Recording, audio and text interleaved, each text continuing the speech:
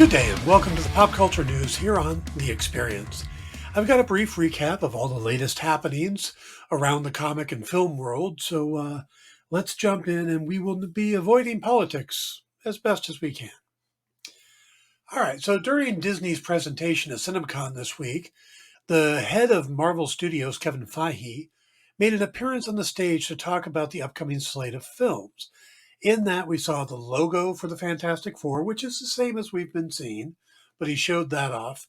Um, we learned that the film will begin shooting soon, so they're going to get production rolling pretty quickly. So we may hear more casting coming up. Also, there's a new version of the Thunderbolts logo. We got a teaser of that in the video that Florence Pugh had done. And it's Thunderbolts with an asterisk at the end. Now, Feige refused to discuss it other than to say, we will talk more about it once the film has come out. So take with that as you will. You know, maybe they're not the Thunderbolts. Maybe it's Thunderbolts slash something. Maybe it's the Dark Avengers. We'll have to see. Feige was then joined by Anthony Mackie, who will be reprising his role as Captain America, Sam Wilson. Remember, he used to be Falcon. Now he's Captain America, thanks to Falcon and the Winter Soldier. But in the upcoming Captain America Brave New World. Now, along with the visit, there was a short footage shown of Sam meeting the new president in the MCU, Thaddeus Thunderbolt Ross. Now, you guys will remember that William Hurt has passed away, who played Ross in quite a few films. He was in the original, or the Incredible Hulk. He was in Civil War. Was he in Civil War? Yeah, he was in Civil War. He popped up in both Endgame and Infinity War. He popped up in Black Widow. And you could see that in Black Widow, he wasn't doing that well. Well, he has since passed. They have recast him with Harrison Ford, and they did show how they're handling the transition, at least within the world. Do you guys remember when Don Cheadle took over for Terrence Howard in Iron Man, and when Rhodey first enters any scene with being played by Don Cheadle, it's at the Senate hearings, and Tony comes up and meets him, and he's surprised that he's there, and what Rhodey says is, "It's me, get used to it or get over it. It's me, I'm here, get over it." And that was their kind of wink and a nod saying, yes, we switched characters. Well, they have a similar moment in what we saw, in that Sam walks up and says, "I can't get used to this new look." And Harrison Ford says, "Yeah, they told me if I didn't shave the mustache, I'd lose the election." So that's the big thing, is they're basically saying he looks different because he shaved the big mustache Thunderbolt Ross had. And I do like the fact that they're actually acknowledging the change. Other things we saw in the footage will be the return of Danny Ramirez as Joaquin Torres, and it looks like he will be playing the Falcon, the new Falcon, and that Carl Lumley is going to return as Isaiah Bradley. Both, of course, were introduced in the Falcon and the Winter Soldier, which is the same place, like I said, where Sam became Captain America. Captain America Brave New World is due out February 14th, 2025. Later on, during the same presentation, Feige was then joined by the Deadpool and Wolverine director, Sean Levy. And while they wanted to stress that the R rating, they did this by having Kevin Feige use the F word 3 times during his presentation. But then they actually showed footage, and they showed 2 things. One is this little teaser when the Marvel program started. They had Wolverine and Deadpool walking together, Hugh Jackman without the mask, and Deadpool basically saying, "Hey, I hear in Secret Wars they're finally going to introduce," and then you hear this phone ringing that interrupts him. And you have both Wolverine and Deadpool cussing out the audience about turning their damn phones off. So that was a teaser on that. But then later on, they show an actual 9 minutes of the movie, And a lot of it is from the trailer we saw. Uh, Deadpool is no longer Deadpooling. He's working at a car dealership with Peter, played by Rob Delaney, and he's trying to move on. He's had kind of like a midlife crisis. We find out that he and Vanessa are no longer together. She's actually dating somebody else. Morena Baccarin is back for that. You get a bunch of cameos. And then he gets taken away and meets Mr. Paradox, who's Matthew McFadden from Succession, and he's the rep from the TVA that's working with him. And a lot of interesting things come up. There's an image of Thor and Deadpool together at one point. So Chris Hemsworth, so maybe he cameos. It could be also a trick of a camera trick, editing together a scene from Dark Thor: The Dark World and Deadpool. But one of the interesting things is a note. Pointed out that that Deadpool's new swords are going to be made of adamantium, which that's kind of important since he's going up or he's in the movie with a guy with adamantium skeleton and claws. So there is a joke about Wolverine looking like he's playing or he's superheroing for the Los Angeles Rams, which if you're a football fan at all, you'll get that joke.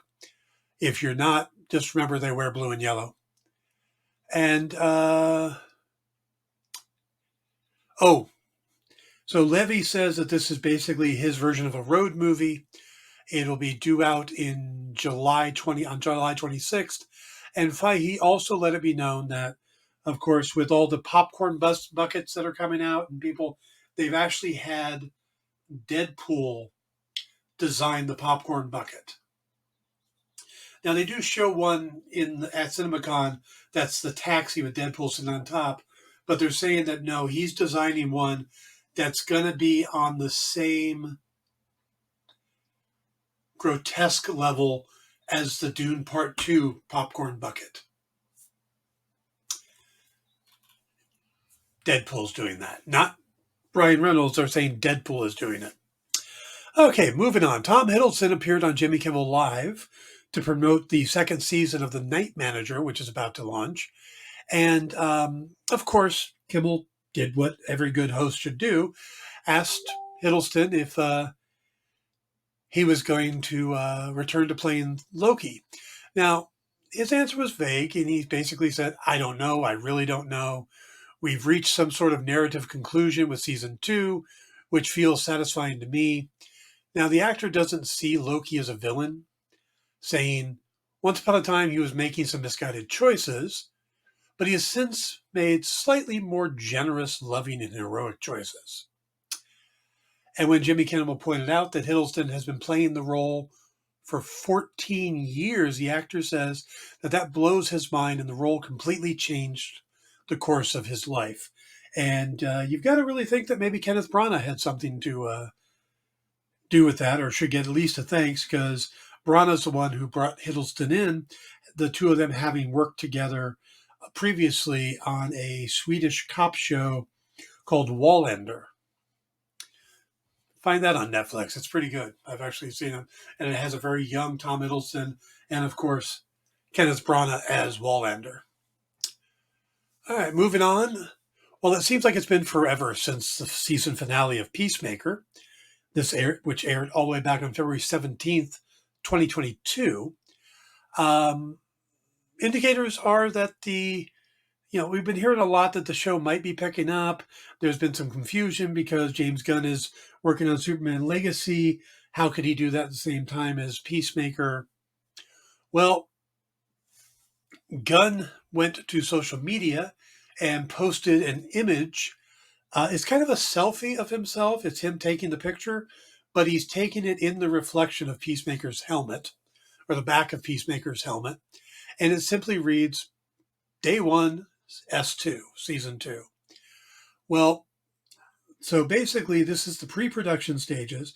Gunn is going to jump back and forth between Legacy and Peacemaker, but unlike the first season, Gunn has written all of Peacemaker 2, but he's only going to direct maybe 2 or 3 episodes.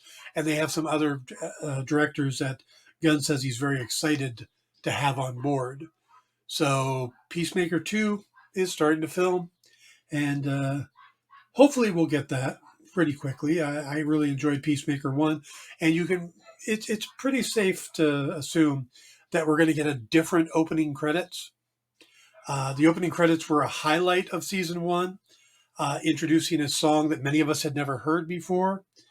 So I wouldn't be surprised if we get a whole new opening credit, especially since a lot of the people that were in the first season are no longer part of the show because of what happened to them in the show. So we'll have to assume that we're going to get a new opening credit, and I hope it is as good as the one we got. So, okay. Moving on to X-Men 97 and the most recent episode, which has a lot of people talking, episode 5. Um, Series creator Beau DeMayo, who is no longer working on the project after being let go by Marvel after doing the first 2 seasons, he did finally break his silence and post about the episode specifically, because it was a very important episode. And I won't spoil it, but you kind of get it. And he wrote this very long thing, and I'm going to read it because I think it's worth reading. He says, a lot of questions, and so I'll momentarily break silence to answer. Episode 5 was a centerpiece of my pitch to Marvel in November 2020. The idea being to have the X-Men mirror the journey that any of us who grew up on the original show have experienced since being kids in the 90s. The world was a seemingly safer place for us, where a character like Storm would comment on how skin-based racism was quaint in One Man's Worth. That was a season 4 premiere in the original series. For the most part, to our young minds, the world was a simple place of right and wrong, where questions about identity and social justice had relatively clear-cut answers. Now, DeMayo then shifts to how everything was kind of changed because of September 11, 2001. He said, things weren't so safe anymore. Grassroots populist movements began to rise around the world as a whole nation struggled to deal with the collective trauma and fracture at the seams of every diverse demographic. The effects we still feel today and have only been exacerbated by more collective traumas like COVID and several recessions. Now, his plans for the series was to reflect on similar attacks in American history, saying, yes, it looks like Gamut's story was going a specific direction. The crop top was chosen to make you love him. Him pulling off his shirt was intentional. There's a reason he told Rogue any fool would suffer her hand in a dance, even if it ended up not being him suffering. But if events like 9/11, Tulsa, Charlottesville, and the Pulse nightclub teach us anything, it's that too many stories are often cut far too short. I partied at Pulse. It was my club. I have so many great memories of its awesome white lounge. It was, like Genosha, a safe space for me and everyone like me to dance and laugh and be free. I thought about this a lot when crafting this season and the episode, and how the gay community in Orlando rose to heal from that event. Like many of us who grew up on the OG cartoon, the X-Men now the X-Men have now been hit hard by the realities of an adult, unsafe world. Life's happening to them, and they, like we did, will have to decide which parts of themselves they will cling to and which parts they'll let go of in order to do what they've been telling humanity to do, face an uncertain future they never saw coming.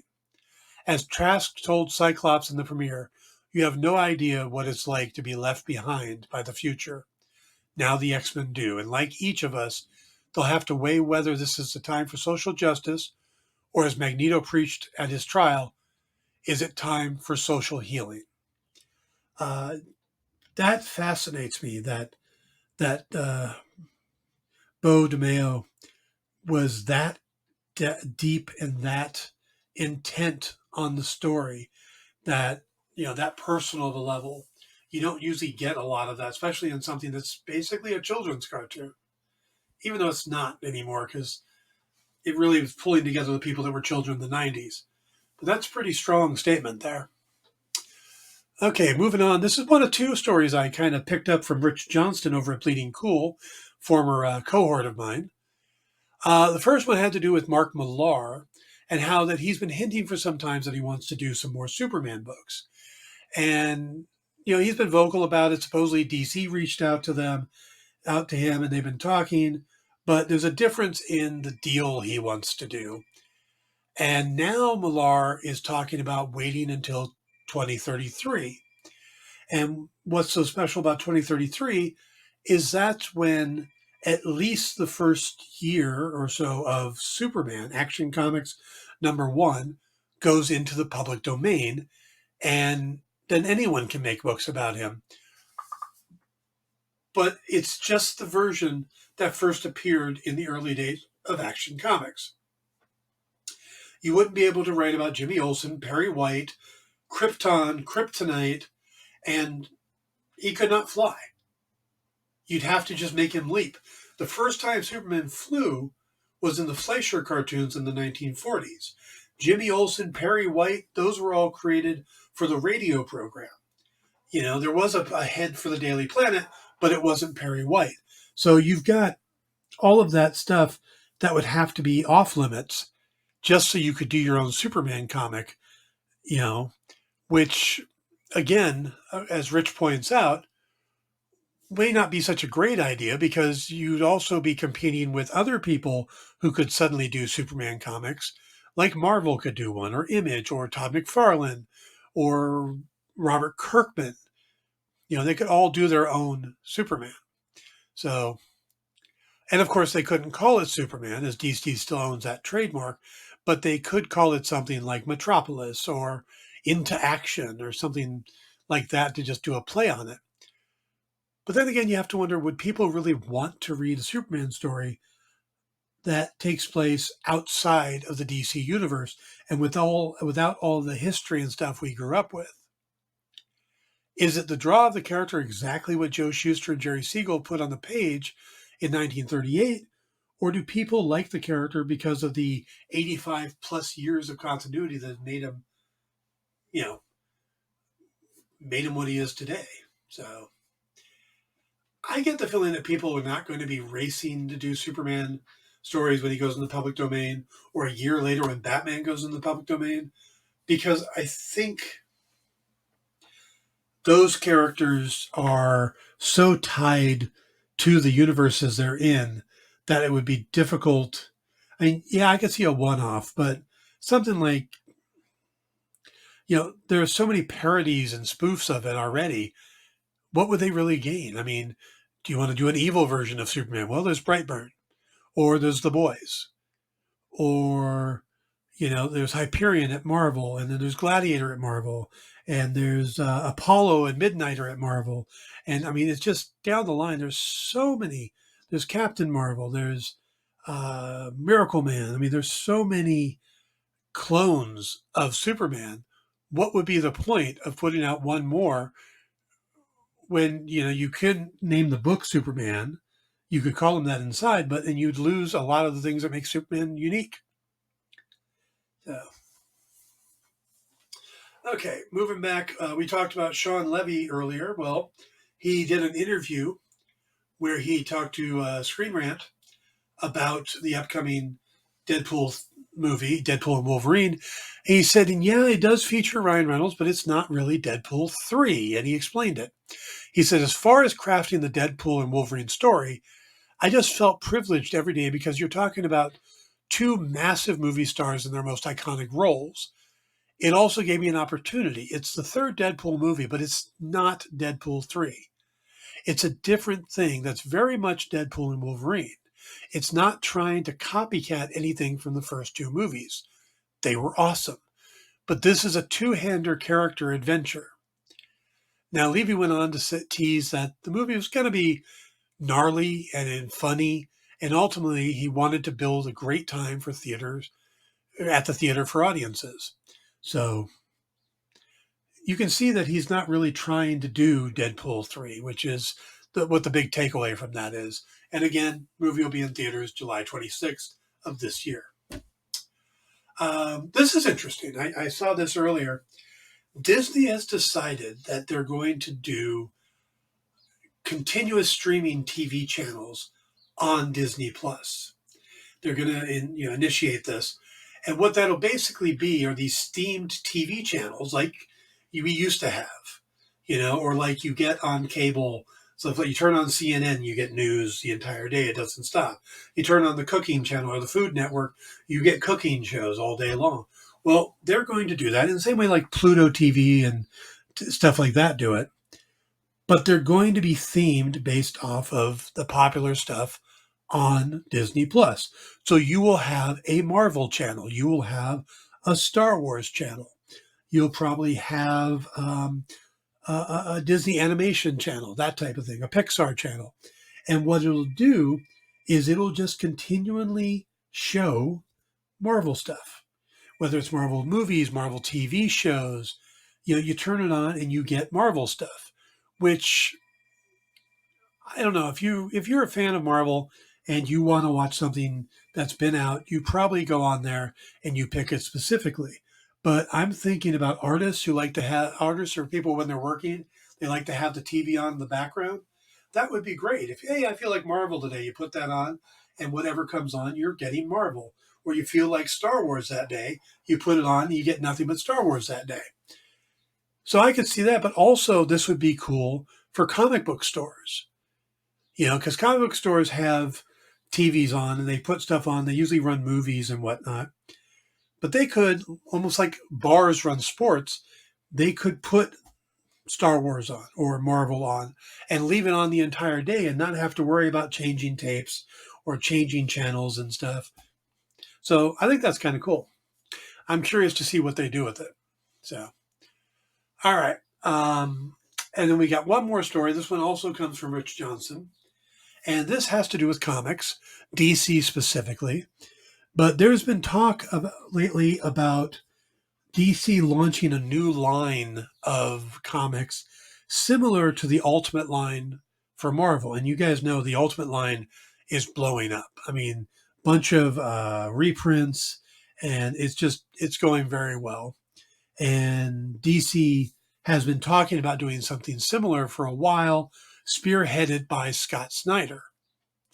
Now, along with other major creators will be attached, but they're talking about possibly calling this the Absolute line, and they're comparing it to not only the Ultimate line at Marvel, but either the All Star line when they were doing that, when Alan Moore did All Star Superman, um, Frank Miller and Jim Lee did All Star Batman. I think they were doing an All Star Wonder Woman too. I think Yannick Paquette had something to do with that, but they were trying to do the All Star line, and that didn't end up working out. Or they also liken it to when Jim Shooter created the new universe over at Marvel. So basically, you would get this kind of self little pocket um, while the main line is still publishing. So the main line is going to remain the way it is, no reboot or relaunch or anything like that. But you basically get this new line to get fans excited while the stuff that's already working for DC in the main line continue to go. Now, this is supposed to start later this year, maybe October, November, and it will be shortly after Mark Waid's upcoming event series for July and August called Absolute Power. So maybe that's going to be the launch point for it, or is it just coincidental that they're using Absolute? Um, this, of course, isn't the first time that DC has used the term absolute. They did an absolute line of books previously, but this wasn't so much a story driven thing, it was presentation, in that these were oversized hardcover editions of popular story arcs. For example, there was The Absolute Authority or The Absolute Hush, which I actually have over there. You get these oversized editions of the Hush story arc or stuff like that. The other name he's been hearing is DC All In, as a, that they may use that name. I definitely would go with Absolute over DC All In. I hear All In now, and again, this is a football reference, but as the preseason started, somebody asked the owner of the Cowboys, Jerry Jones, how the Cowboys were going to do with free agency, and he said that we are all in and then they proceeded to not really sign anybody and just be on the sidelines the entire offseason. So I wouldn't use All In. All right, so that's it. That's the news for today. Thank you for tuning in. Stick around later on. We've got reviews of this week's new comics on Minute to Skim It. You can fill in the gaps in your comic collection with the Mint Hunter. And of course, spend your late night kicking it with Henri. So take care and stick around the experience. Have a good one.